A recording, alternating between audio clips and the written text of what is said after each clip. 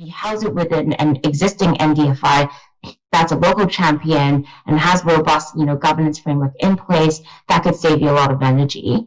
And as you can see here, there was oversight provided by the DBSA Investment Committee and board to make sure that the facility is well managed. Another big lesson is the need for market intelligence during the very early design stage. So from the very beginning, DBSA and other partners like GCF basically consulted with a lot of the local banks and investors to make sure they get a sense of, is there really an appetite for this type of facility? They also did a study to understand the pipeline of projects available. This is another big challenge for a lot of investors, is that there's just not enough projects. So trying to do that study early on to understand if there is a pipeline, and if not, how to address that is also very important. My next example is on the use of guarantees, and this example is from FIRA in Mexico. So FIRA is a second-tier national development bank, financial institution, which means that the guarantees and other products offered by FIRA is channeled through financial intermediaries that then, support the targeted beneficiaries. So in this case, it's basically mostly SMEs in the agriculture sector. So FIRA already offers guarantees for a lot of their beneficiaries. But what's different here is that the guarantee for climate-aligned projects get a higher amount. So normally the guarantee is around 40 to 50%, but if there's evidence that this is a climate project, the guarantee would be higher, be around 65%. Couple of general lessons when you're designing guarantees. The first one is it's very important to avoid moral hazard risk. In many countries, for SMEs, if they get a guarantee, they sort of just see it as a subsidy from the government, so there's really no incentive for them to repay their loan. So one way to address this is maybe offering partial guarantees. So only part of that loan is covered by the guarantee, and that incentivizes commercial banks to make sure that their client actually repays their loan. You could have specific monitoring mechanisms in place to carefully track the financial performance, and to make sure that the guarantee is only used as a very last resort. There's also different ways to integrate climate into guarantee schemes. So you could have some screening and verification process. In the case of FIRA, they also actually have a specific taxonomy that defines both mitigation and adaptation. So that helps define, what projects qualify for this higher level of guarantee. My third example is the use of equity investments to provide patient capital. So this example is from a project that's under development with the Turkish Development Bank, TKSB. So just a caveat is that the design of this could change over time, but this is sort of the rough idea. So the rough idea is that the IBRD loan will be used to support the TKSB to design a green investment fund. And this green investment fund will provide equity investment to enterprises that are already showcasing that they're doing a lot on green. This green investment fund will be managed by an independent asset manager that has a good track record of managing these types of funds and also having the capability of mobilizing that project pipeline. And the idea is that there would be several exit strategies that this green investment fund would support. So one could be, in the other private equity investment funds would also come in later on to support the investments. Another option could be, that green enterprise would go into a IPO, so it would actually become a public equity. Another potential option is, actually more innovative approach is having carbon credits. So maybe a subset of these enterprises could actually get funding from carbon markets later on and reduce their reliance on this fund. General lesson here, there's loads of lessons, but one of them is, again, this design of this fund is very much building on several years of technical assistance and loads of deep dive green finance diagnostics to make sure that the fund is targeting specific market failures in the country. So, And one other thing is that it's not just targeting market failures on the climate perspective, so obviously targeting investments that are important to Turkey, but also targeting market failures in the financial sector. So the reason, for example, equity investments was selected is because private equity is a space that's quite small in Turkey. So the purpose of this is to demonstrate that this is something that's viable to the country, and also because investors are quite small. Institutional investors like pension funds and insurance companies are very, very small in Turkey. So this is also, the goal is to diversify the investor base locally and expand the capital market. My fourth example is using NDFIs to test new green finance instruments. So in this case, it's BRD in Rwanda, and they're testing a sustainability-linked bond, which is actually the very first SLB to be issued by a development bank. So it's not just building lessons locally, but actually for all development banks globally. And for those who aren't familiar with sustainability-linked bonds, it's basically different from green bonds, because green bonds, it's ring-fenced for specific green projects. The sustainability-linked bonds, the coupon payment, is basically adjusted based on the issuer's achievement of a certain sustainable objective. So that's tracked by key performance indicators. So it's quite different, and it suits BRD in this case because BRD has a more diverse portfolio, and they already have KPIs in place, so it's easy to track the performance. And having an SLB basically gives you a bit more flexibility on how the funding is used. So how concessional funding comes in is basically used to set up a credit enhancement structure. And the purpose of this is to guarantee in case of default and hopefully reduce the cost of funding as BRD issues the SLB. My final example is technical assistance. So this is from another recent project that was approved by the World Bank. And this is with Banco do Brasil. And just to note that Banco do Brasil isn't a NDFI per se, because it doesn't have a development mandate, but it still has quite a lot of relevant lessons, I think, that would be relevant. So here just gives you an overview of what the project supported. But the main goal here is to provide what they call a one-stop shop, basically making sure that different green financing instruments are used together rather than in silo. So, one bucket of the support is used to expand access to sustainability-linked loans, which are kind of similar to sustainability-linked bonds, but it's a loan product. And another bucket is on technical assistance to support carbon credit creation. So basically, World Bank is providing technical assistance to Banco do Brasil so they could basically have the expertise to help their clients enter the carbon market. So it could be how do you adopt market standards like Vera, Gold Standard? What's the appropriate methodology to quantify emission reductions? Can you adopt new technologies like digital MRV to make the whole process more efficient? What sort of service providers would you need to do the monitoring, the legal services? And then those are all things you have to do to create high quality carbon credits.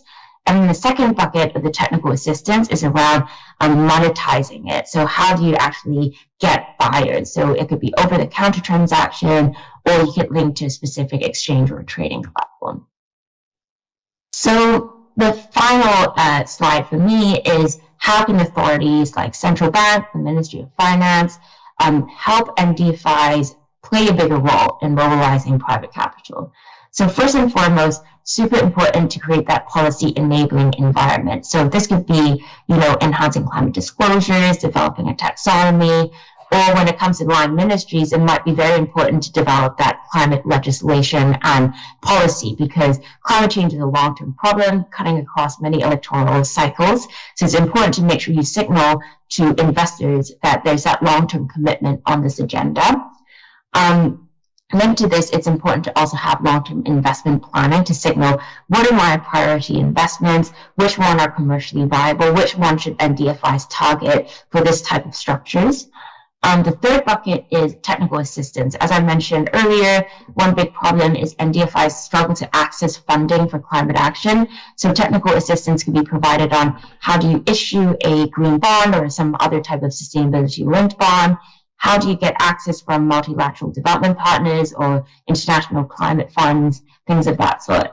Then the fourth bucket is, think about how do you make sure there's that top-down demand from within the NDFI to do this. So, for example, you can encourage NDFIs to set up targets on private capital mobilization. You could encourage them to set up a strategy around how they would do this and publish that. In some cases, you need to adjust the mandate, but mostly mandates are broad enough that you don't actually have to adjust it. And you just have to set up some specific strategy for the NDFI to engage in this space. And finally, as I mentioned across all my examples, that diagnostic capacity building is very important in the design stage to make sure that the blended finance structure is designed effectively to address the specific market barrier that's being targeted. So I'll stop here. There's a lot of material, so hopefully it's not too much to digest. Thank you, Ms. Rachel. It seems like we have like 7 minutes left for Q&A session. Maybe we can take one question from the floor. Any question? Or maybe you want to post it in slido.com, but please, ladies and gentlemen, while you're posting in slido.com, please state your name and also your organization.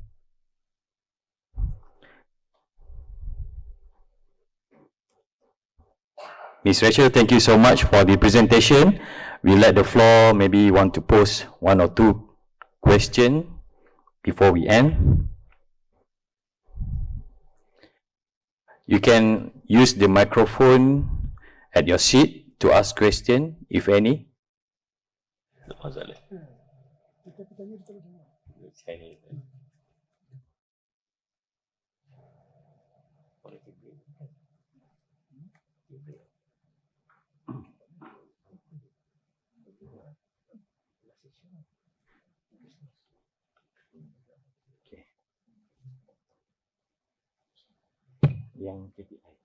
All right, so we have one question from the floor. Please introduce yourself and also to Hello. throw your question. Hi, Ms. Rachel. I'm Nurul from Bank Negara Malaysia, actually.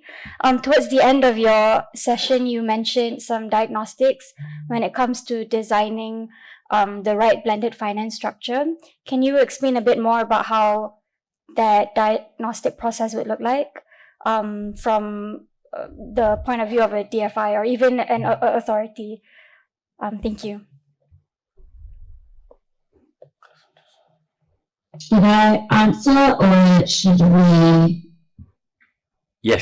Should I wait for more questions? I think you may answer the question.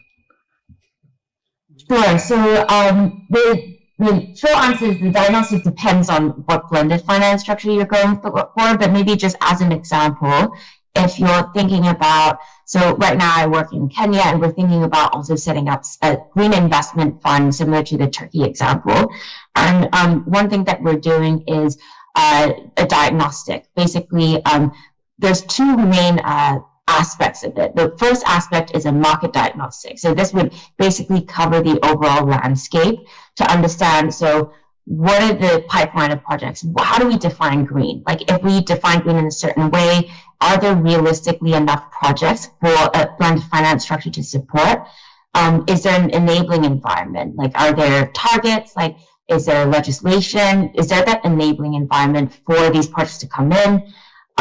Also, in terms of the market failure is another thing to do in this like sort of landscaping diagnostic. So, for example, in Kenya, private equity is quite low, and there's a very small capital market. So this particular blended finance is justified because it's trying to target a specific area that is lacking in the country. So that will basically justify the use of these types of things. Concessional funding should really be used for things that are not, that's a market failure. So if you can really prove that this really is one, that's something that you could do so in the diagnostic. So that's the first part of the market landscaping. The second part is more financing structuring. So ideally you would work with a fund manager or something like that who has that experience, and they would basically help design how's the legal structure, how does that fit within the financial regulation of the country, and this is where, central banks would know a lot about. What's the business model? Who would they report to? Would it sit within an existing development bank, or would it be a standalone facility? So basically 2 main buckets. So this is sort of how we look at it as an example. All right. Hope that answers. Thank you, Ms. Rachel. But before that, we have another 2 questions here posted in Slido. The first question is, what are the KPIs used in the RBD sustainability link bonds? And the second question is, how Islamic social financing instruments such as zakat, wakaf and sadaqah can be incorporated into green or sustainable businesses? Okay, so good question. So for the KPIs for the Rwanda, I think it's still, my understanding is still under development. So I can check back, but maybe in general, KPIs should be designed in the way that reflects the existing monitoring reporting framework. So it could be quite, intense to then collect all the data to, develop a key performance indicator. So ideally, that data already exists in the country, so you could easily track. And in most cases, so it's basically emission reductions. It's a common one. But say if you're targeting adaptation, you might want to pick another indicator, right? So it depends, but mostly it's been emission reductions, or say like megawatt per hour, like for like renewable energy. So I'm not sure about Rwanda specifically, but I think it's under, because it was only very recently announced. So that one I'll check back. I actually wrote a paper like last year on how do you pick KPIs for sustainability linked bonds. So, I'm happy to share that report. But the idea is that there's so many different KPIs. So you have to pick one that really fits, your specific objective. And it's also important to make sure it's tagged with an ambitious target, so that when you're designing it, that it's not just a very low target, that it's easy to achieve. On the second question, I must say I'm not an expert on Islamic financing, so I might not be very good at answering this question. But in general, I know that there is quite a lot of alignment with Islamic financing and green financing. I can't really answer that question. I know that Rekha's in the audience. I think she would know better than me. I focus more historically not on these countries that work on Islamic financing. So unfortunately, I can't fully answer that question. Never mind, Ms. Rachel, but we really thank you for the presentation as well as the Q&A session. So, ladies and gentlemen, let us give a big round of applause to Ms. Rachel. Thank you so much for having me, and I'm happy to have any follow-up discussions if you're interested in any of these examples. Sure. We hope to see you in the near future, maybe physically. All right. So, thank you so much, Ms. Rachel. You can continue your beauty sleep, maybe. Thank you so much. All right. Bye-bye. Thank you. Bye. Bye. So, ladies and gentlemen, before we proceed with our next agenda, let us have this QR session scanned once again for your feedback on this session. So, you can take out your device and then to scan and to answer the short surveys. Thank you.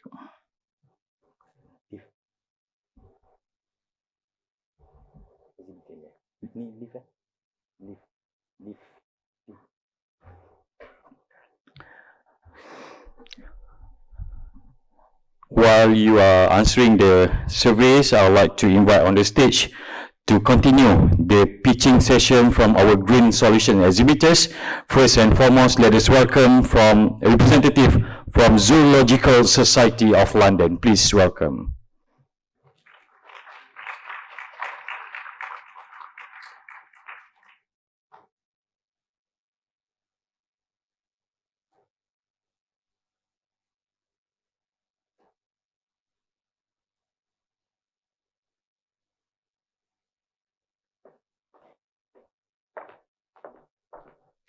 Gentlemen, you have around 2 minutes for the backgrounds and also offerings. Thank you.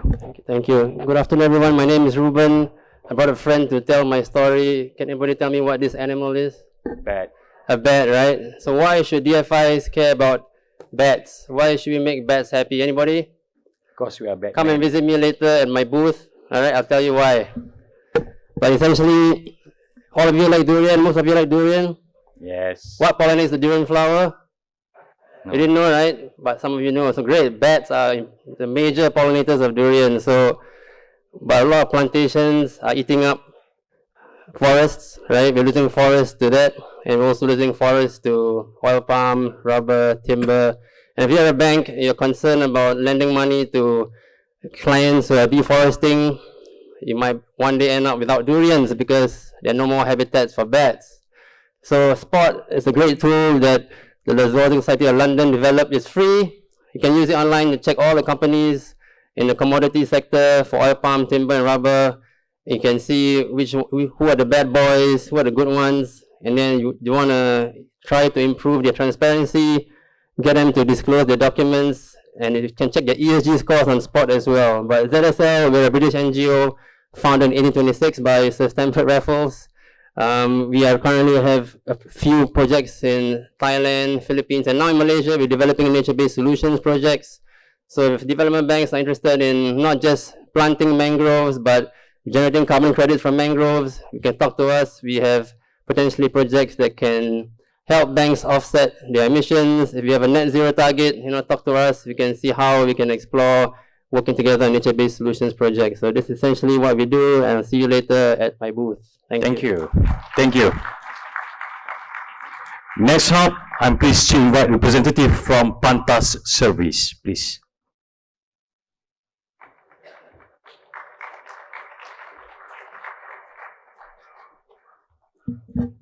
Good afternoon, everybody. Hope you had a good lunch, not too sleepy from that really good food. So, ladies and gentlemen, in a time where businesses are expected to do a lot more in order to combat climate change, we have seen a huge shift in the business landscape globally, where more regulations are popping up, demanding businesses to report its carbon emissions and do the necessary significant steps in order to reduce their carbon emission. So that's why Pantas was founded. Our objective is to assist you in reporting your carbon emission and taking the necessary steps for you to decarbonize. So we offer an end-to-end carbon solution that will assist you in managing, disclosing, and reducing your carbon emission. So if you are a business who's looking for a solution, here's what Pantas stands to offer. Number one, an end-to-end climate solution that will assist you in managing your carbon emission. Number two, a assurance-ready report in order to assist and simplify you in getting your third-party verifications for your carbon emission reporting. We know that those have been known to take a lot of time. Number three, we're able to advise you in meeting sustainability reporting standards such as TCFD, GRI, CDP, and so on. And fourth, we are also able to assist you in measuring the impact of your initiatives and your activities in terms of carbon emissions for your clients, particularly because you are a DFI. But not only that, the unique selling point of Pantas is that the value-added services that we bring for our clients. So through our partnership with Bank Negara Malaysia, we've actually launched the Greening Value Chain with the aim of assisting companies in managing its supply chain emissions. So for a bank, maybe you're looking at your finance emissions, Scope 3, Category 15, right?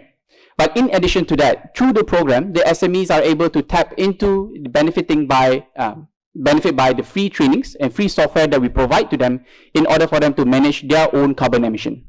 And thirdly, they're also able to tap into the network of decarbonization partners that we have in order for them to implement green solutions to decarbonize their operations. So we have a booth in Conference Hall 2. If you have any questions or you're interested to set up a meeting, see how the solution works, and see how we can benefit you in meeting your sustainability goals, we are more than happy to answer any and all of your questions that you might have. So with that, my name is Aman Iskandar from Pantas. Thank you so much. Thank you, Mr. Iskandar from Pantas Solutions. Last but not least, let us welcome representative from the British Standards Institutions. Please welcome.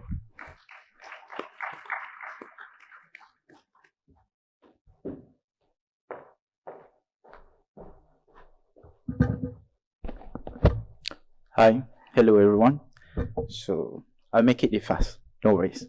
So my name is Shazli Saleh. I'm from British Standard Institute, what we call it BSI, Malaysia. So we are leading provider of management system solutions here in Malaysia. So at BSI, we offer a wide range of services, including ISO certifications, trainings, and assessment. We help companies achieve their compliance and enhance their customer satisfaction and also drive for natural improvements. We are global and has a presence on every continent with 87 offices in 31 countries. And our clients range from globally recognized brands to small local businesses. For financial sector, we are focusing on GHG verification and sustainability report assurance. So we do get a lot question being asked to us for any SMEs that trying to embark their journey into GHG verification service. They worry about they might fail it miserably, but we can assure you that our services that come with pre-assurance services, where we walk you through our services before we go through the full GHG verification services. We are committed to deliver the highest quality service and ensuring customer satisfaction, and our certification process is rigorous and thorough, ensuring that your organization meets the standards of quality and excellence. Some of our clientele who are already into GHG verification service with us is in the Water Consortium, Astro, and also coming soon is IGM. So if you'd like to learn more about our services, feel free to meet us at our booth outside, and we feel free to speak to you more. Thank you. Thank you. Representative from BSI Malaysia. Ladies and gentlemen, let us take our afternoon tea break for 10 minutes, and please be right back in this hall at 3:30 p.m. And please also not to forget to visit the booth available in the conference hall too. Thank you. Welcome back, ladies and gentlemen. In the previous session, we have gained insights on the role of DFIs in mobilizing capital via blended finance. In the fifth and also the final session of the DFI Green Finance Forum 2023, we will deep dive into the industry experience, especially on advancing sustainability finance through BNM funds and how DFIs can play a bigger role in closing the green financing gap. To illuminate us on this topic, please welcome on the stage our esteemed panelists, Ms. Lim Chian Ping from the Islamic Finance Department of BNM, Ms. Grace Punita N. Kilasapati from the Economics Department of BNM, Mr. Jaya Balan Katiravalu, Head SME Banking, Group Commercial Banking of CIMB Bank, and Mr. Tan Kuan Miang, Head Business Banking of Maybank. The moderator for this session is none other Encik Nur Rafiz Nazri, Director of the Financial Inclusion Department, Bank Negara Malaysia.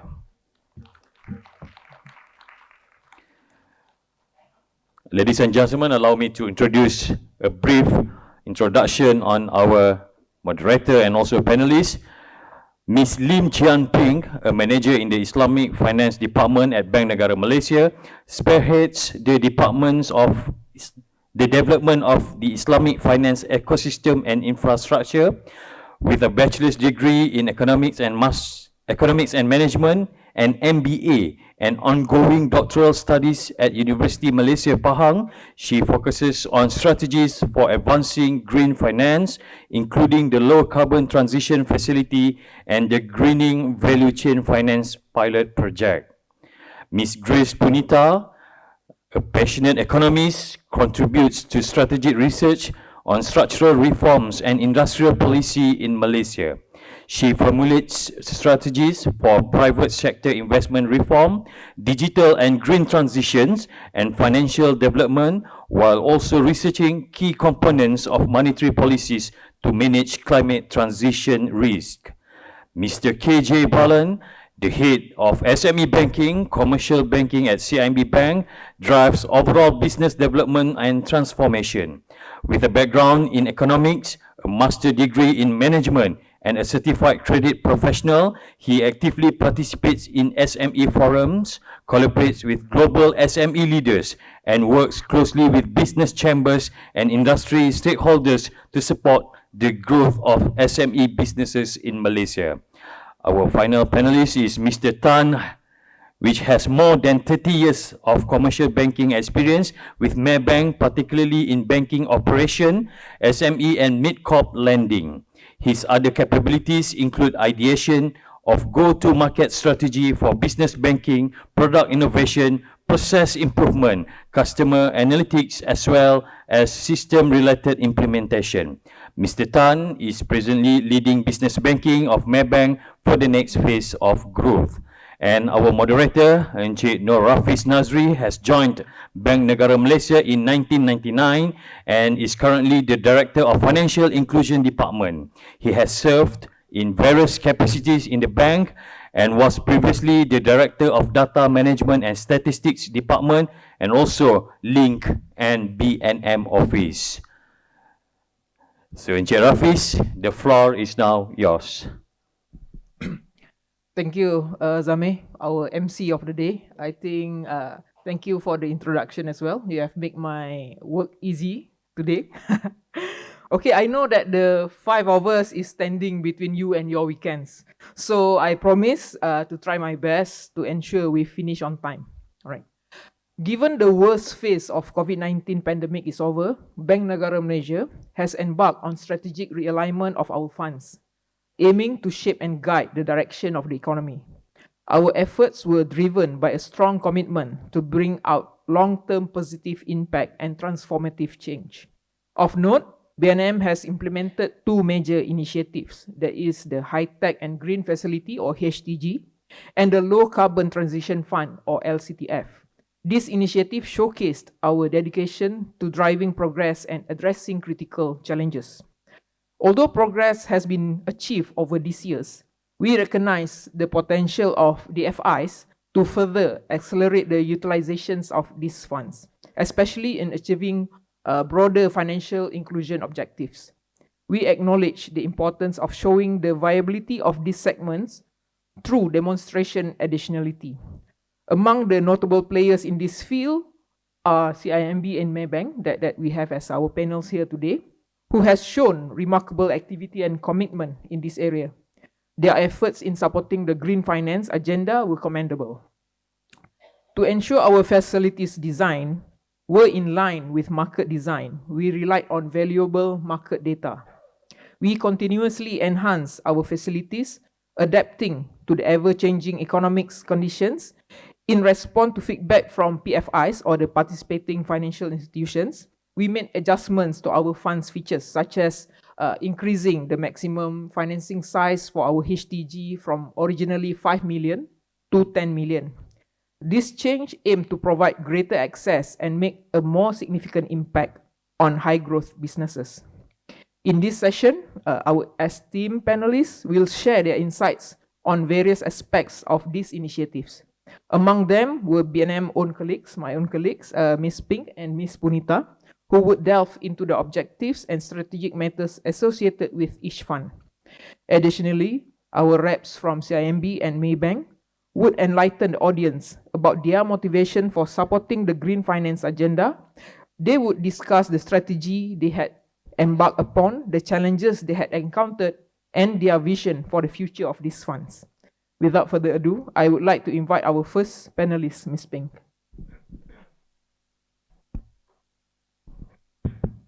Hello, good afternoon, everyone. Hope everyone had a good lunch. I'll try to keep it very short because our previous panelists in the morning did a great job in kind of summarize what I need to be telling everyone. But okay, so let's start off with the first slide. So the first slide kind of encapsulates why climate action is important and why specifically in the ASEAN countries is getting even more critical. And given also at the same time the driving forces such as regulators, as our previous panel discussion has mentioned, the needs of regulations to comply to ESG requirements, as well as the imposing requirements from their respective customers arising from the supply chain has pushed this agenda to accelerate, and therefore leads to my second slide. Which is how we then see this so-called the fear factor turning it into opportunities, whereby then Bank Negara here have two prongs in driving green agenda. From one, which is being very climate resilient, which is to green the financial institutions. That's why their financial regulators are imposing a lot of things on them to make sure that they are supporting the green agenda, and vice versa, greening financing green. And in supporting these efforts is also the Joint Committee on Climate Change, which is established as an industry regulator dialogue platform to provide more knowledge sharing, and also to kind of focuses on areas that requires a lot of work in the areas of data transparency, in the areas of products and solutions. So, and this is how is linked to the next slide, which is the low carbon transition facility. So let me share, instead of going into the features, the thinking behind this fund, this facility. So the rationale behind this facility at the point of time was, how do we want to make a point saying that not only Bank Negara, but Malaysia as a whole, from the finance side, we are serious about this. So the first thing that came to our mind was to give prominence in terms of importance of climate transition, because it's needed. And secondly, from the readings, and also our own panelists starting this morning have shared how the struggles of finding not only financing, but also the capacity that is needed to finance, right? It's not just throwing money to the SMEs like, okay, go green, and then it's going to happen next day or next hour. It doesn't happen that way. So from the learnings of all these engagements, we found out that the most important thing as a Kickstarter for transitioning activities, or even the motivation to start, it requires the knowledge behind. It's not why, but the how to do it. So that's the reason we started off with this low carbon transition facility, with whereby it is a 2 billion fund given on a matching basis, meaning Bank Negara is going to give 50%, and this is being matched by the FI side 50%. And a lot of people ask me why this matching feature come into play. We need to appreciate at the point of inception of this fund, there wasn't the how do you say, the drive for this funding green was still quite slow. That's why we thought the matching feature would kind of spark willing participating financial institutions to actually put their skin in the game and then experiment with us and try to kickstart this transition activity. And what makes it more attractive is it is a fixed rate of maximum 5% per annum, including guarantee fee, and offered to the tenure up to 10 years. And another feature that I believe our previous panelist has mentioned about this fund is the emphasis about impact reporting, where FIs are required to develop guidance for assessment. And it's not something I feel it's being left out in the open for the FIs to experiment on their own. We already have existing tools such as the VBIF sectorial guides, as well as the CCPT to guide the development of this guidance. And we also appreciate that all SME need to start somewhere. That's why we never put a cap in terms of a specific sector. And more importantly, this particular facility is only for own low carbon transition activities, not for the others. Because for that part, I will pass to my colleague later, which is going to extend the part. All right, then on my final slide, is just again the emphasizing part of the impact reporting, which is a key feature of the low carbon transition facility. To us, reporting is flexible, and we acknowledge at this juncture there is no one-way street or one way to measure impact. And that's the reason why we feel when we offer this facility, it's a journey. And even in the illustration of the impact reporting, as you can see, there are a few things I don't want to go into details here because I feel the previous discussion have already touched. Like, for example, you have to have the nurturing mindset, sit down with your customers and set up appropriate KPIs, not very ambitious one. And we see how it can benefit the customers from a transition standpoint. And yeah, I guess that's the concluding slide of my presentation. Thank you.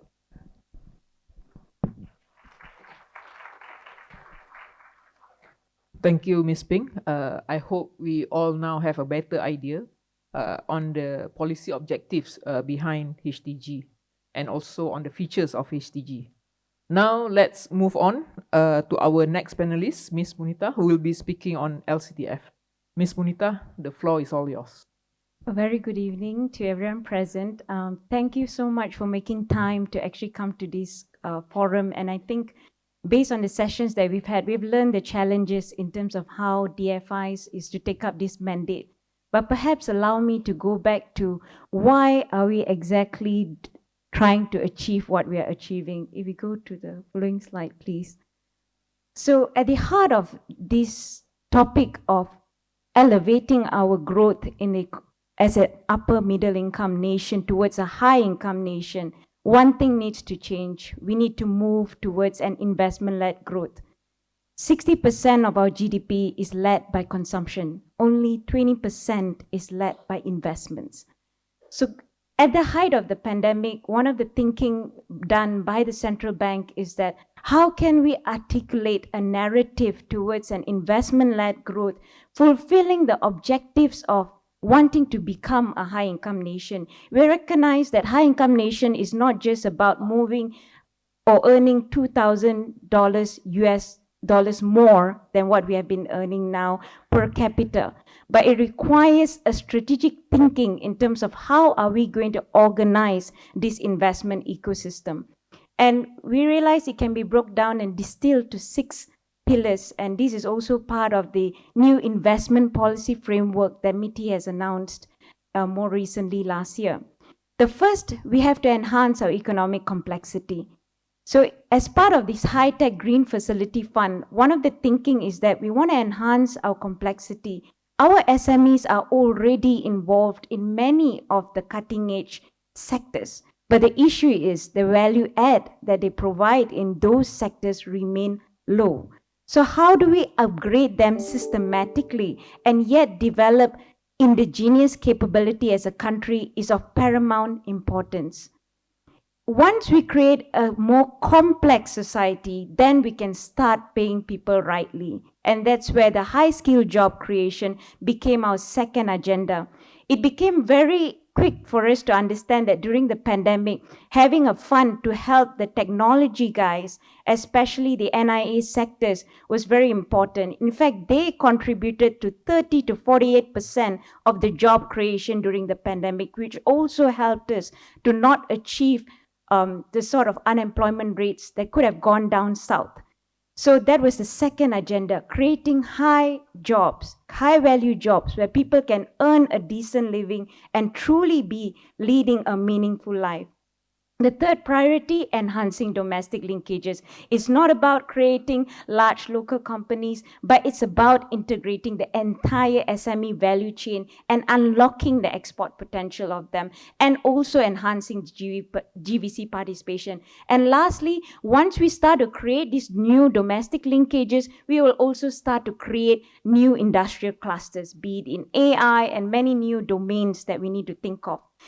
And finally, above all of these priorities, we realize that as a country, we can't move only in one direction, only having 3 engines of growth, Penang, Johor, and Selangor. We need to involve the whole nation in this, in improving the inclusivity, and that's where the Regional Development Balancing Act came into play. And as ESG became a mandate, this also became a priority as we are a trade-dependent nation, and 70% of our exporting nations have already declared their commitments to become, in terms of ESG-led, by 2030. So we have a very short window of opportunity, and we recognize that if we did something with this high-tech green facility in trying to think about these national overarching goals, then it is the right motivation of why we are doing what we are doing. And in setting out this fund, our critical agenda, if we can move on to the following slide, is to support technology providers who are creating these solutions. A simple example here is we are an E&E base. We are going to be exposed to the pressures of CBAM. And along the value chain, we need to be thinking about how can we incorporate digital and green technologies, they are part of the same coin of conversation. Unfortunately, sometimes we separate it as if it's two separate conversations. And we thought, why not support the guys that are providing digital solutions to these SMEs, especially now that momentum has picked up in terms of how they are being onboarded into some of these solutions. Just to give you an example, we were thinking about how should we transition the SMEs in the semiconductor industry.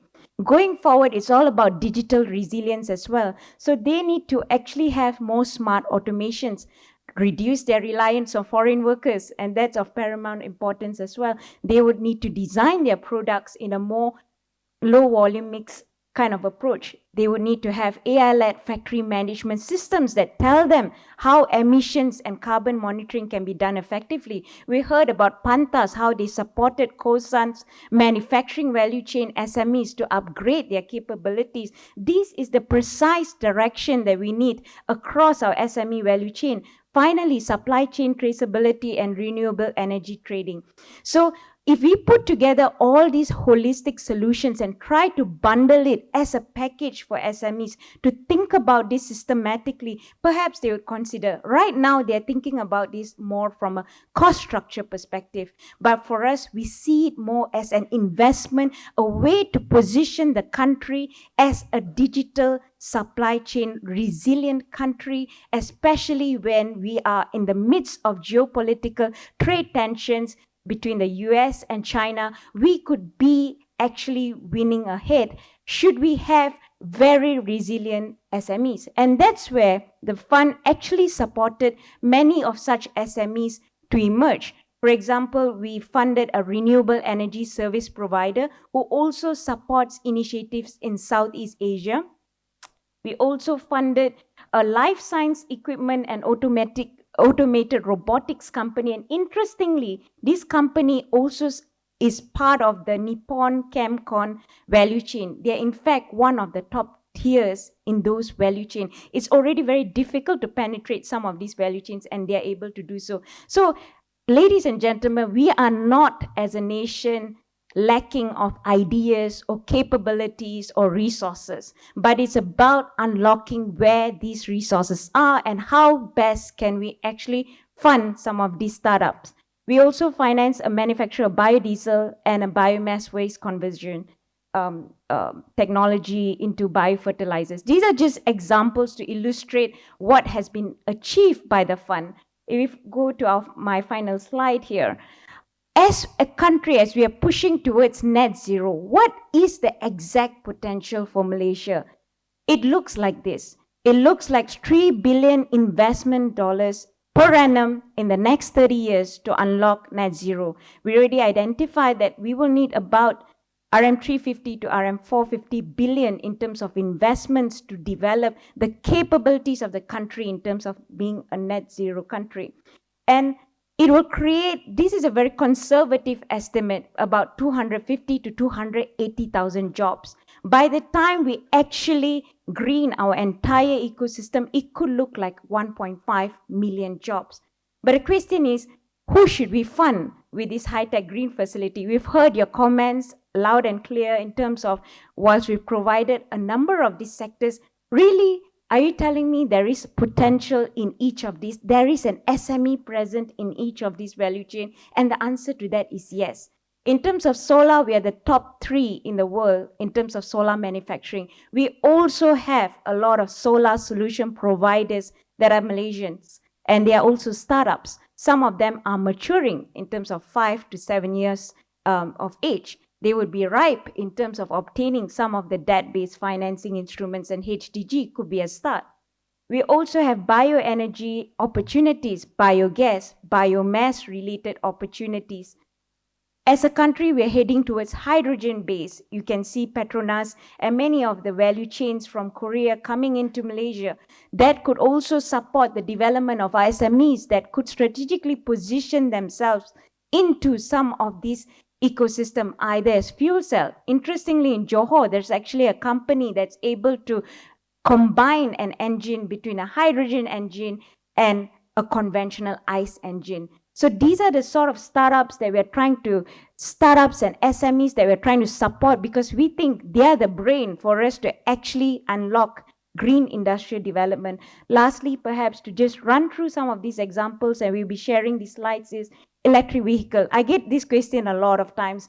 Electric vehicle, but we do not yet have an electric vehicle producer out of Malaysia. So what are we financing? But if you can see through the MIDAS attraction of investment, we've attracted a lot of the larger MNCs to be present in Malaysia in terms of battery development. But it's also the case that the SMEs that are present here are also involved in some of these spaces, be it in terms of battery management, and some of them are even able to provide things like charging station solutions.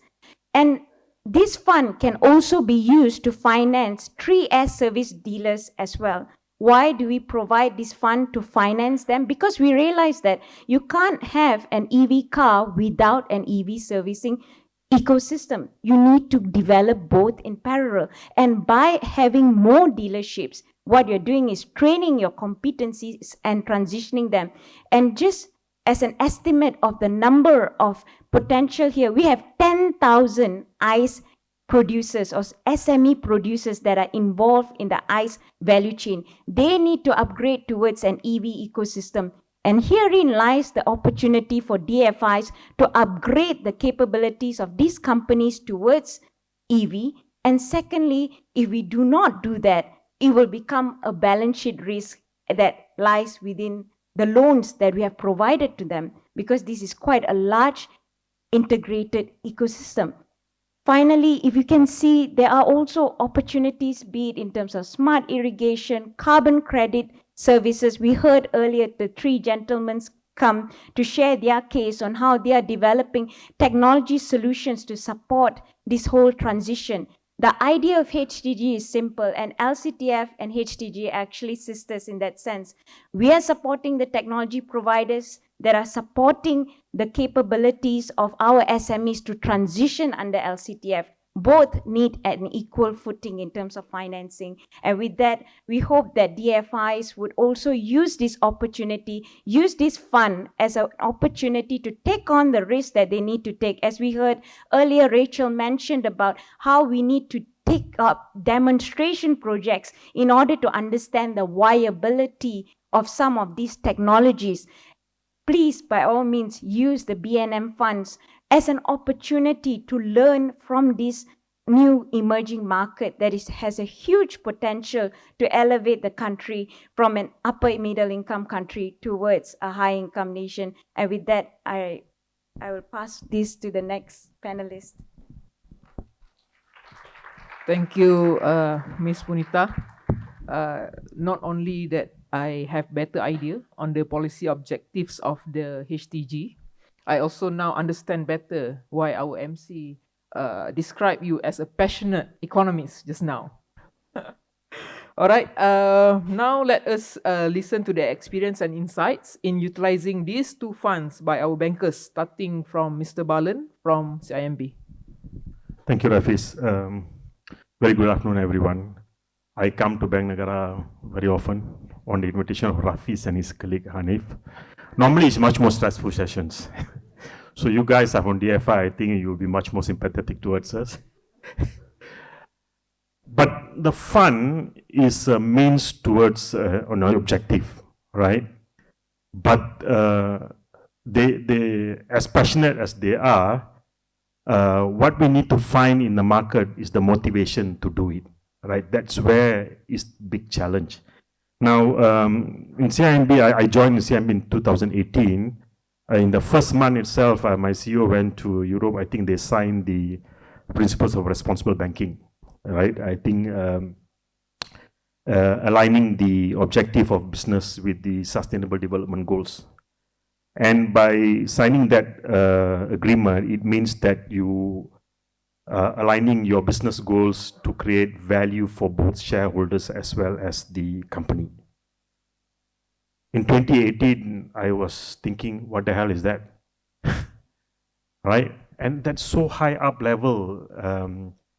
To bring that down, that objective, throughout the organization, to the business units, to the product, to the RM, to the market, it has been a massive, massive journey, right? I thought it's a corporate banking event, so it doesn't concern me, right? But it's a challenge, because when we started that, then the organization, before we can go into the clients, the funds, and the delivery to market, banks have to internally do a lot of work to tune the organization to understand sustainability, right? And in my first session with the market after COVID, when I talk about sustainability, I get the sense that if I were talking another few moments, people might throw stone at me. What are you talking about sustainability when the business sustainability itself was at question then? Timing was such a different situation then, when people are thinking about survival. But I remember if one thing that happened in the last few years that was really, really good for the market was COVID. Really, it was a big turning point, because you saw many SMEs had to adopt digitization in order to survive, right? So that experience in the last few years was vital for the market to understand why digitization is important. It's part of sustainability, why digitization is important. So today, sometimes when we go and talk to clients on sustainability, they ask us a lot more questions about how to do it, rather than what the hell is that. So that experience, I think, thank God, we went through it. And today I feel as an organization, as a bank, I mean, with the funds and everything, it's a lot more easier for us to go to market, to talk to clients about sustainability and the funds. So that's a big difference. The experience is there. But I think the challenge that we went through over the last few years was bringing down the understanding of sustainability in the organization, bringing down that level of understanding to the respective business unit, bringing down that understanding to the credit folks in the bank, bringing down the understanding of sustainability to the RMs, right? And to everyone in the bank. Today, sustainability in CIMB, for that matter, is within the entire bank. Actually, 4 o'clock, I have a call with sustainability. I say, I'm doing my job here in Bankara. So that happens on a frequent basis within the bank, right? So it has to be embedded into the culture of the bank. It has to be embedded in the product building of the bank. It's embedded in the entire discussions in the bank, what sustainability is. And it's not an easy topic to understand, because when you talk about achieving net zero by 2050, a lot of work to be done, right? But we start with the organization, and I think the internalization has been quite good. And now we are moving on to the market. And last month I had a session in Johor, one in Penang. After the session, I had a lot of inquiries from the clients in terms of how do I do this, right? I think that's what we need to focus on. How do you help the industry do what you think they should be doing in terms of sustainability, right? So the fund features are there, and to me, the fund, if the guy can get a 1 million loan, he can get this, he can get any fund.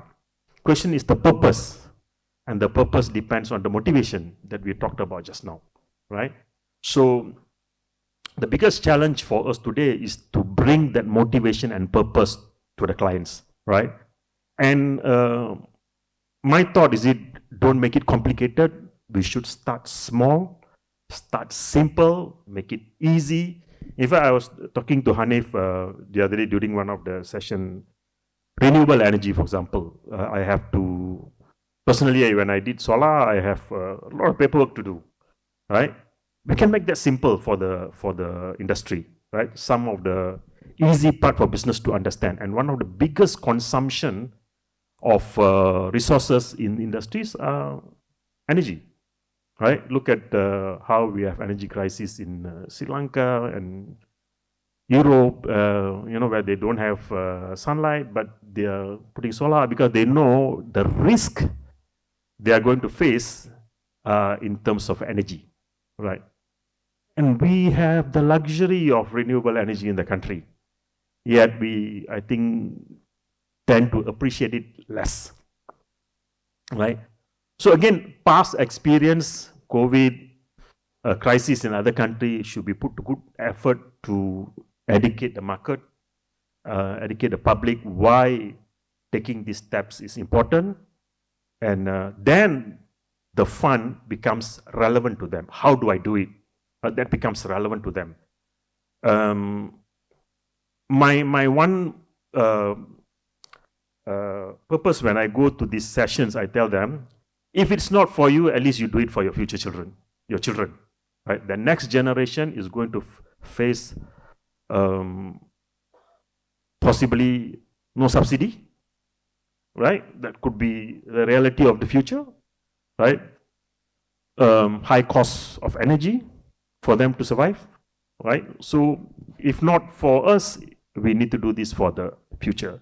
So I think the education from that high level of talking about sustainability, I think as DFI or as banks, we need to bring it down to every unit within the bank. We have sustainability champion in every department. We have sustainability champions in every product unit, right? Bringing that concept into the development of the products, right? And into everyone on the ground, the branches, the channel, has to be the culture of the bank, right?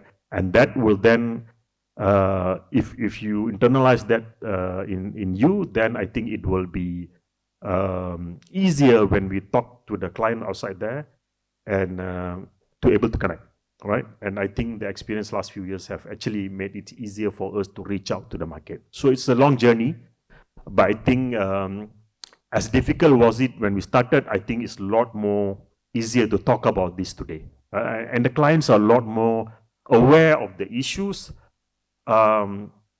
Is that only the issue of why now, why me, right? I think those are the real motivations that we need to address and start.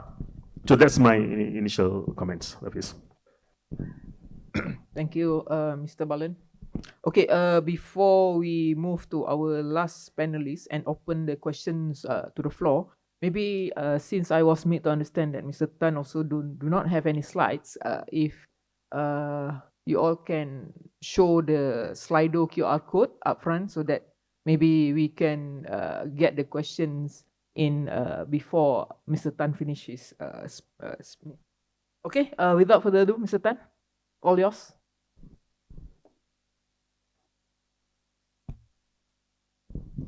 Hello. Thank you so much.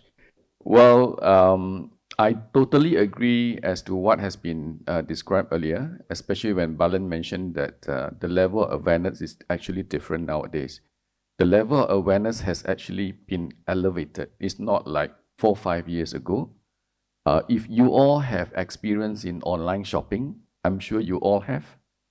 After you have shopped, if you receive a return message to say, thank you for contributing for net zero purchase. Right? That's one person experience. So that kind of purchases, you feel that you have been contributing to the society, to the human. You feel good for that purchase, right? So it's actually a marketing strategy. And this is coming, is already here as a consumer. The next experience that I have, if you go online to do some purchases, you are not seeing the products itself first. The company is actually projecting to you what have they done in terms of sustainability, right? The product or the raw material that they use is actually coming from sustainable farming. They show you a story and they show you what have they done, and they show you if you make a purchase, you are also contributing to the human. Yeah, so the level of awareness is totally different nowadays. It's already at the consumer level. Now, from bank's perspective, especially in Maybank, we have a tagline called humanizing financial services. Yeah, automation is there, but financial services, we need to be integrate with human, human touch.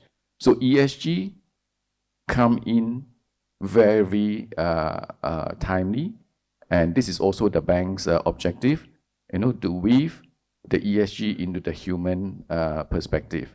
So as a bank, challenges were there initially, as Balan has mentioned, but I feel the best thing for all of us to reach out to the society is we need to break it down to the very granular level as to what type of activities that we can finance in LCTF and HTG. If we are still serving at very high level, it's very difficult because no one would understand. If no one understands, then it's very difficult to go to market, whether it's internal staff or to the client. But I can assure you, the client, they are all ready. FMM chairman has come to the market and say, we need assistance for sustainable financing. So if you thought the SME are not ready, they are ready and they need it. So as a bank, I think for us to be more effective from our little experience in the past few years, if we are able to narrow down to very granular as to what type of activities that can be financed, that will be very helpful to all of us. Under the LCTF, if you go into the details, there are various examples being given. Like take, for example, for Maybank, some of the activity that we have financed, in terms of solar panel, I think all of us are very familiar with that. I don't have to deal with solar panel. Whether you install over your warehouse or over the warehouse and also the factories, those are quite common. And there's also circular economy whereby the manufacturers are using recycled material for their production. Those are the ones that we also can look at to finance. And even for an economy activity that seems to be not clean, kaolin manufacturing or trading, but if they are using recycled water to do this, to ensure the environment is within contained, they don't spoil the environment. So those type of activity also you can finance, even though the industry itself is not so clean, so to speak. And the rest would be those companies that adopt ESG practices. For example, logistic company, they could have installed things like GPS to stop the vehicle from emitting more carbon to the air if the vehicle is in stationary for, say, more than 20 minutes. Stuff like that. They're trying to put into practices some of the ESG practices. And other than that, for example, the circular economy, you can have green pellet where they use palm kernel shell into making these pellets. So what I'm trying to project to all of us is, as an FI, I think we can do better if we go into very details. Otherwise, it's very difficult for all of us to spot some of the opportunity. And in terms of LCTF as well as the HTG, trust me, this is the best in terms of pricing. If the customer is conscious on cost of doing business, this is the best because it's a fixed rate financing. Imagine in the environment of rising interest rate, this is the best option that we can have. So I think with that, I would want to stop here and will be happy to take some of the questions. Thank you. Right, thank you, Mr. Tan. And Balan for sharing your experience in CIMB and Maybank respectively. I hope our DFIs can learn something from there and also would give you all some ideas on how you can utilize these funds. Okay, now let's go to the Q&A. I think just now I saw in the Slido briefly, there are quite a number of questions already. And the most asked question with 16 likes is, how do Maybank or NCIMB monitor the emissions associated with your green loans? Do you offer any tools for your clients to measure and track emissions? Yep, maybe Mr. Tan can answer this first. Thank you. I think we have to measure, before and after. How do we do it? I think if let's say a certain project is to finance certain type of energy saving, so we measure before and after by using certain proxy. We cannot be 100% as to the meter reading and stuff like that, but we try our best when we onboard the client, we always ask, what is your measurement as to how you measure that you are saving in terms of energy? So we base on those parameters, we do an annual review, and we do a track on the annual basis to see before and after if that really happens. Yeah, we do. If I can just add what Tan said just now, we can always work with the service provider. RE is not difficult because most of the RE already have even the phone-based app for you to track. I was working with one of the provider which converts heat energy into renewable energy. They also provide the measurement units. So after that, you can always use that measurement as measurement tools for your carbon emission, right? So I think it's always good to work with the service providers. They understand what is the requirement, right? So it's not that you have to do this on your own. So definitely we'll work with the service providers on this. Thank you. I think the second most popular question is, are there any sectoral priorities for green finance investment in Malaysia, such as RE or agriculture, which DFI should prioritize? Maybe this can go to the experts of HTG and also maybe LCTF. In terms of prioritizing a sector, we think that because green is quite cross-cutting in nature, so it's quite difficult to say that one particular sector is a priority. But just looking at the opportunities that we have, renewable energy as an industry is thriving, so that we should definitely see as an opportunity. The EV market, given that we have significant presence in automotive as well as electronics industry, chemicals, we should also try to see how we can best support and catalyze the EV market as well. And perhaps a consideration here also would be, how can we support the more sustainable circular economy opportunities? It's very interesting actually to see that there are a number of opportunities when it comes to circular economy. We have IPID recently, a sort of technology that can actually convert feed from paper waste into raw material bag that paper companies can use. So there's a lot of this kind of pocket of opportunities, and interestingly, they're also located somewhere near Johor, near Singapore. So I think there isn't one particular sector. I think it's about acquiring core capabilities in certain technologies for which we have an advantage. Hydrogen and carbon, CCUS, for example, is already the large boys punya game. But at the same time, when we want to kind of localize those parts, they will have to go down the value chain and eventually reach SMEs as well. So I think we can take cues from some of these broader technologies and support technologies rather than seeing it as a sectoral perspective only per se. Ping, do you want to add? I agree with Punita. There's no sector specific. In fact, I think what comes under priority would be all the national. We have tons of blueprints and roadmaps, so we can be guided by that. And as well as, I suppose, regardless which sector we are looking into, at the end of the day, maybe what would be helpful is looking through along the value chain. And see where the gaps are, and then being DFIs, I suppose, and being mandate driven, let's see how DFIs can then fit into the scope of the mandate to further utilize different instruments in helping the underserved sectors where commercial banks couldn't reach them. Thank you. Oh, thank you, Ping. Further to that, I think I just want to ask another questions maybe to our bankers, further to Ping's comment about DFIs having mandate, right?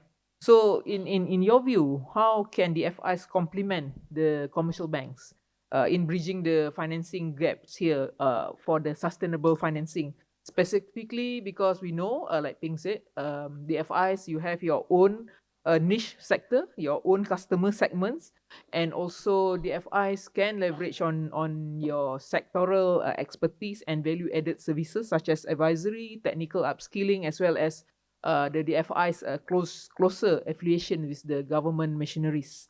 Perhaps we can listen from Mr. Balan first. Yeah, I think I will answer together with the questions because they're asking how do you go into developing products, right? So to me, LCTF and HTG is one of the very straightforward example. LCTF is a bit more generic because the application is, I think BNM has left it open, right? We can define what it's transition financing as long as we can qualify it, right? Whereas HTG, I think if you look at the list under STG, there's a lot of sectors there that is able to get this funding. So when you do product development, then you will be very specific to that particular sector of economy. What is green about that particular sector? How do you support the transition into that particular sector? So I think that's how you go about developing the product. Of course, generic products, say for example, property financing, right? You have generic property financing, and you also have the financing for Green Building Certified Index, right? So it's very specific to the economic activity and what is the transition financing in that particular sector. So as far as DFI, I think you have expertise in certain sector, which sometimes we don't do, right? Say for example, agriculture. So what is required for agriculture in order for them to be sustainable? There's a lot of work to be done there, right? And I think fishing, trawling, there's a lot of consumption of energy, cooling refrigerants in the industry. What can you do to change that use in order to reduce the carbon emission there? So it is very economic. I think we have to develop skills, capabilities within the product team to understand and nurture the clients. There's no ready solutions in the market, right?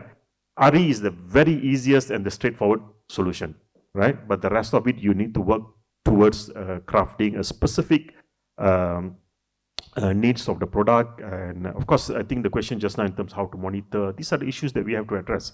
It's a continuous development, and it doesn't stop by, okay, after HTG, CTF, can you come out another 3 products and we settle? No, definitely not. There's a long way to go on that. Thank you. Mr. Tan, do you have anything to add? Yeah, just a little bit more. Totally agree. Probably DFI, we can look at your area of expertise, the area that you are strong in, and from there, probably you can move on. For example, if you are in agriculture, then probably you can look at things like,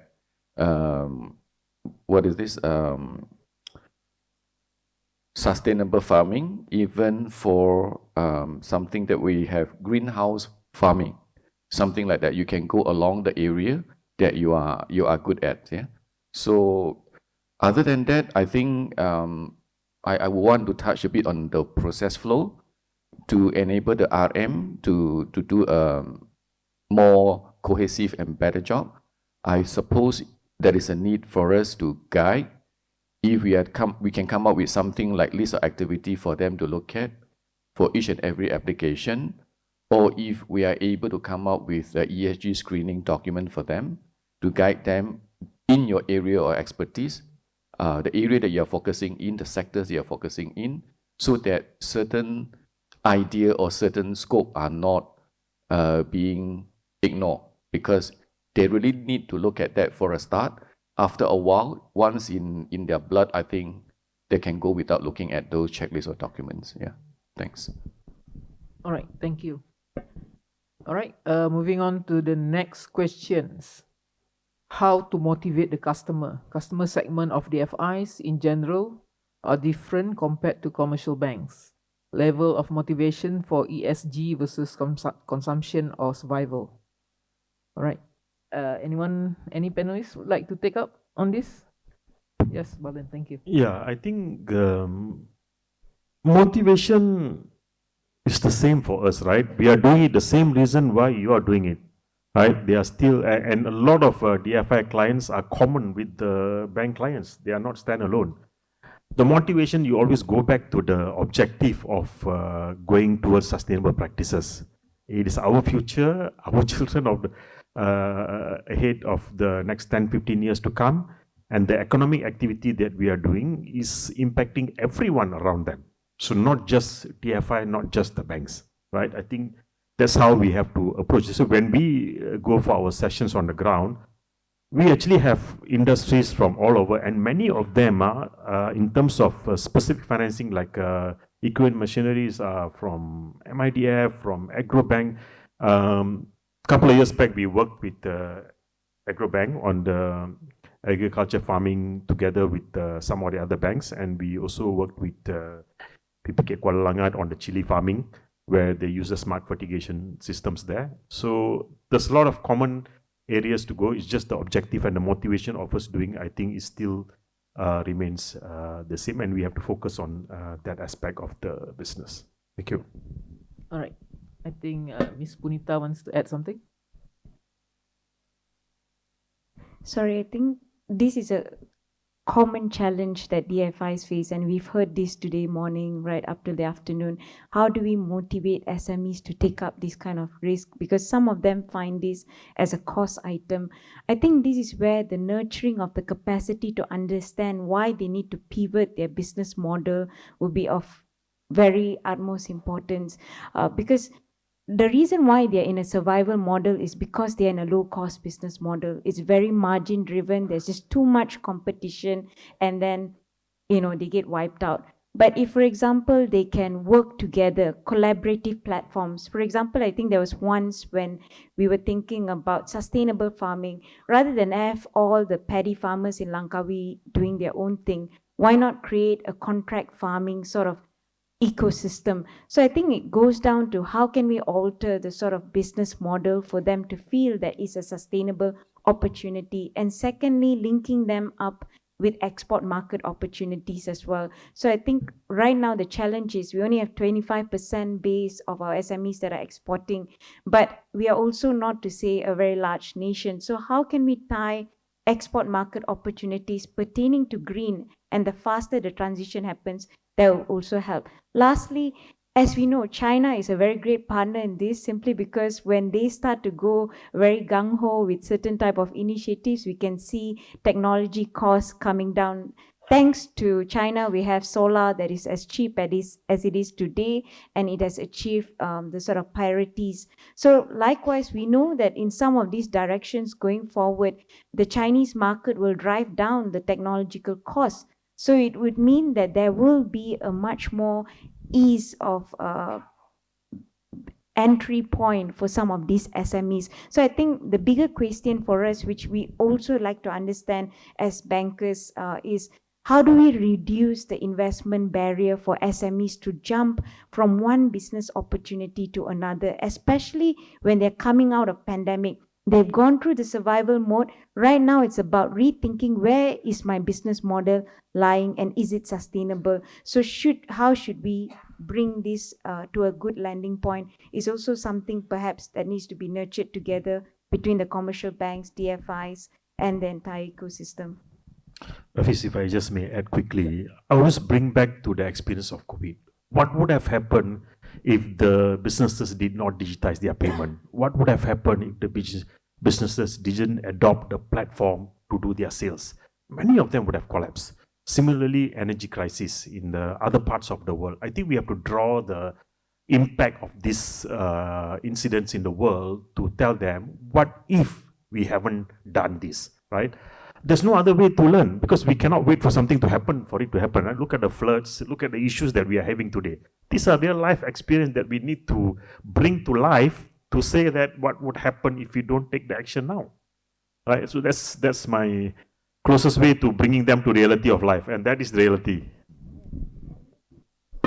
Maybe just to quickly build on that point, something that is also changing very fast is the policy ecosystem in Malaysia. We're going to enact the Climate Change Act, the Energy Efficiency Act as well. So that provides catalyst. The second thing is also carbon CBAM. Going forward, the carbon border adjustments are going to be very real. More countries are committed to it. And in fact, in some cases, the carbon pricing can go as high as USD 70.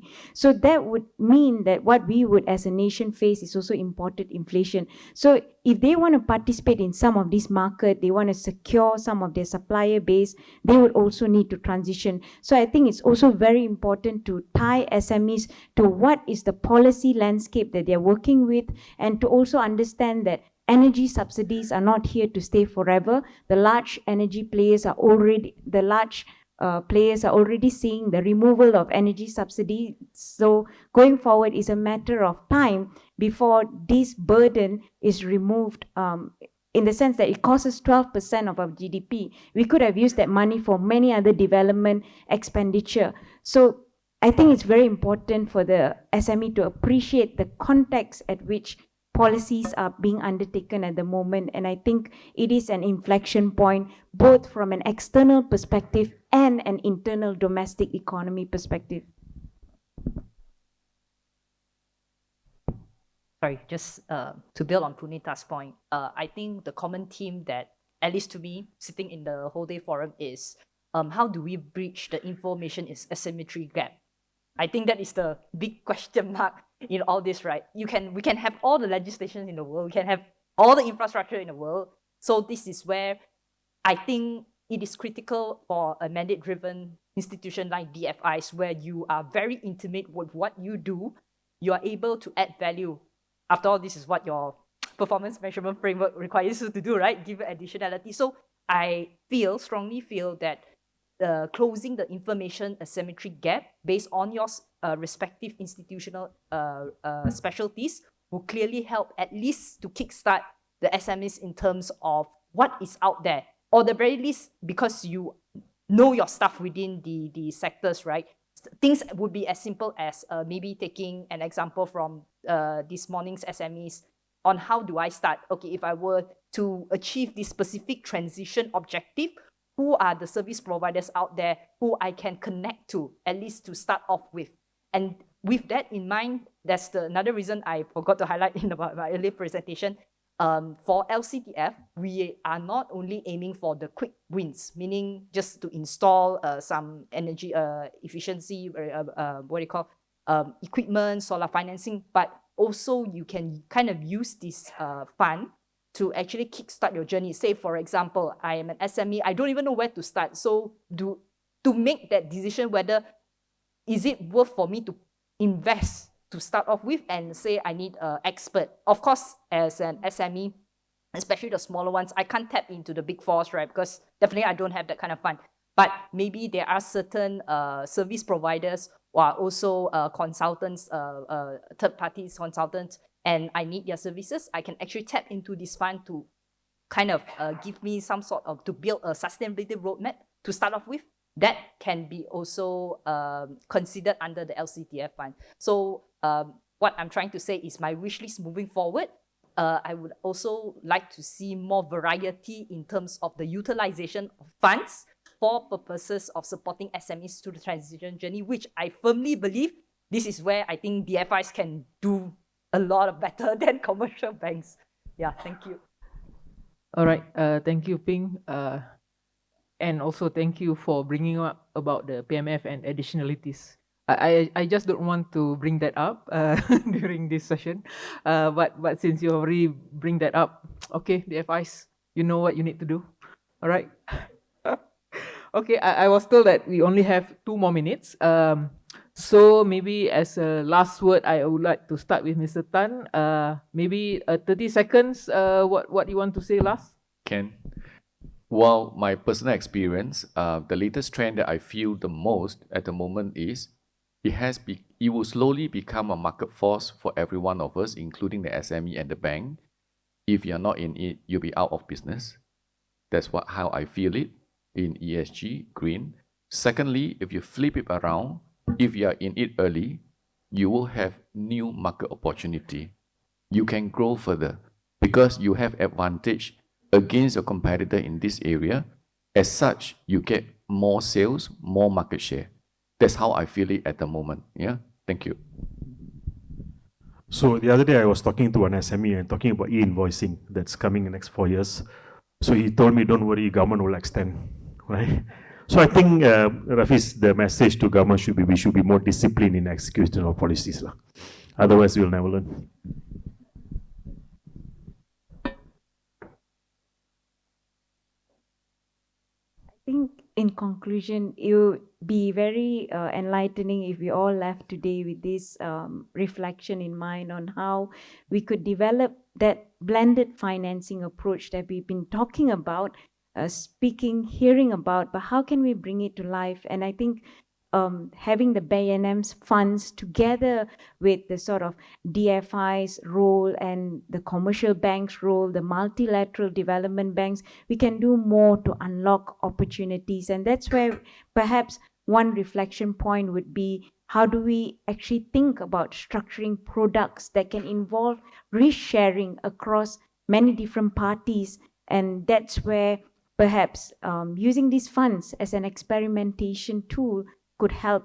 And perhaps lastly, the whole agenda of developing these funds is actually to socialize the learning points. It's about knowledge spillovers. Once we start to see, like for example, in the early days of solar, it was seen as a very risky thing. Nobody wanted to finance it until we had the whole GTFS kind of approach. Likewise, these similar funds can be thought of in the same manner to unlock the potential, like what Mr. Tan said, in terms of green industrial development.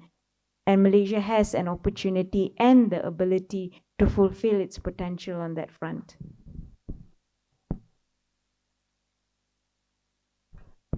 So to wrap up, at least at my end, I feel we need to treat the transition challenge as a long journey, that each of us play significant role in our respective mandates as well as roles in terms of pushing the green agenda. With that, I help to conclude everybody. All right. Thank you very much again, all panelists, for sharing your thoughts and ideas. So I hope after this, we will be receiving more LCTF and HTG applications from the DFIs. All right. With that, thank you all for your presence today. Have a nice weekend and Assalamualaikum. Waalaikumsalam warahmatullahi wabarakatuh. Thank you to the moderator and also our esteemed panelists for the fruitful discussions on advancing the sustainability finance.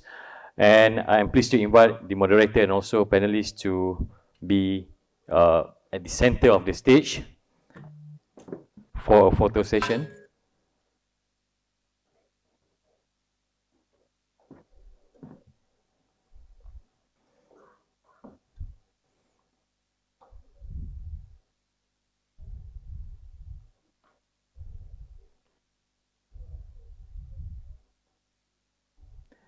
Thank you. Ladies and gentlemen, another warmest round of applause to our moderator and also panelists. Thank you.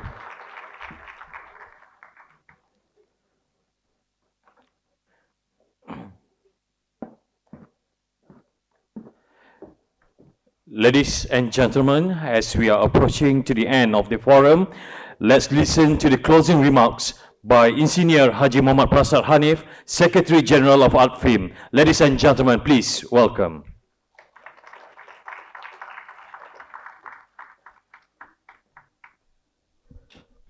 Assalamualaikum warahmatullahi ta'ala wabarakatuh, and a very good evening, everyone.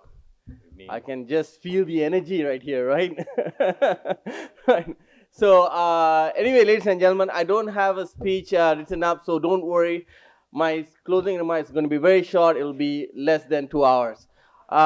Ladies and gentlemen, before we close this event, I would like to extend my warmest appreciation and thank you for the entire Bank Negara team that has been working very hard with us for the last 2 months, right? I'd like to thank Puan Junaida, Mr. Tai Kai Ken, I don't know where he is, right? Puan Alia and all of them, right? They actually do message us at 11:30 p.m. at night, telling me where to sit. So, ladies and gentlemen, that's quite hard work. I would also like to extend my sincerest appreciation to the Secretariat of AdFilm, not myself, because I don't do anything other than closing remarks, right? So I would like to thank Puan Azia and Puan Te Shuhaida, who was the floor manager today, and Che Badri and the entire team, 4 of them, for working very hard for the last 2 months. And I would also like to extend our warmest thanks to World Bank for, to arrange all the speakers, not only from Malaysia, but overseas as well, for the DFIs today. And finally, ladies and gentlemen, for you to sit in this air-conditioned hall, given food. How many times did you eat today? 4 times, 5 times, right? With all the food that has been given today, and you had food for your tummy as well as food for your thoughts, ladies and gentlemen, I would like you to give a big round of applause for yourselves for being here for the entire day, right? So I hope you will be taking back a lot of the knowledge and experiences that have been shared today. Ladies and gentlemen, AdFilm will be preparing a write-up along with Bank Negara for your reference in the future as well. So have a very good weekend, and for those who are celebrating Hari Raya Haji, Selamat Hari Raya Aidil Adha. Assalamualaikum warahmatullahi wabarakatuh, and a very good weekend, everyone. Thank you very much. Waalaikumsalam warahmatullahi wabarakatuh. Thank you, Insinyur Prasad. Distinguished guests, ladies and gentlemen, with that we have come to the end of the Green Finance Forum for DFI, and we hope that the forum today have been very insightful, value-adding, eye-opening, and will inspire DFIs to accelerate the implementation on green finance initiative, both in their respective institutions and via innovative collaborations with partners in the public and private sectors. DFI's efforts are indeed vital in our journey to strengthen climate resilience toward building a better Malaysia. On behalf of organizers, once again, we would like to convey our utmost appreciation to all speakers and participants, and would like to extend our apologies for any shortcomings. Ladies and gentlemen, it was a pleasure hosting all of you today. My name is Zamir Asfar. Thank you. Assalamualaikum, and have a safe journey home.